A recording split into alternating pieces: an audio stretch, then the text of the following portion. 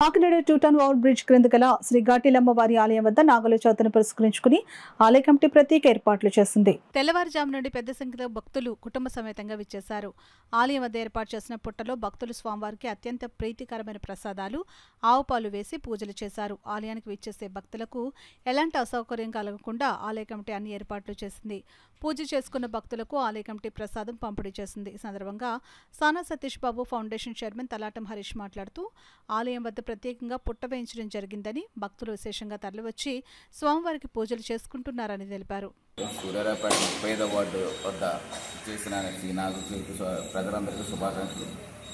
ఈ రోజున పుట్ట అన్నది చాలా రేరుగా ఎక్కడ పొలాల్లో నాటిలోని లేవు, గుడుల్లో కూడా పుట్ట అన్నది రావట్లేదు. అయితే మేము 3 సంవత్సరాల నుంచి ఇక్కడ పుట్ట చేయించి సొంతంగా చేయించి ఇక్కడ భక్తి శ్రద్ధలతో సాయంత్రం ప్రజలందరూ భక్తి శ్రద్ధలతో చాలామంది తండాలు జనం వచ్చి నాగుల చవితి ఇక్కడ చేసుకుంటారు. ఇది ముఖ్యంగా ఇలా చేయడం మన దేవుడిని మన సాంప్రదాయాన్ని కాపాడినాకే చేసేది. ఇది 2 రోజులుగా చేసి 20,000 రూపాయల ఖర్చుతో కూడా నిర్మించడం జరిగింది. ప్రతి సంవత్సరం ఇది 3వ సంవత్సరం. ప్రజలందరూ దీన్ని ఎంతో భక్తి శ్రద్ధలతో చేస్తారు. మాతో చుట్టుపక్కలందరూ ప్రజలందరూ వచ్చి ఆనవాయిగా చాలామంది జనాలు చేస్తూ ఉంటారు.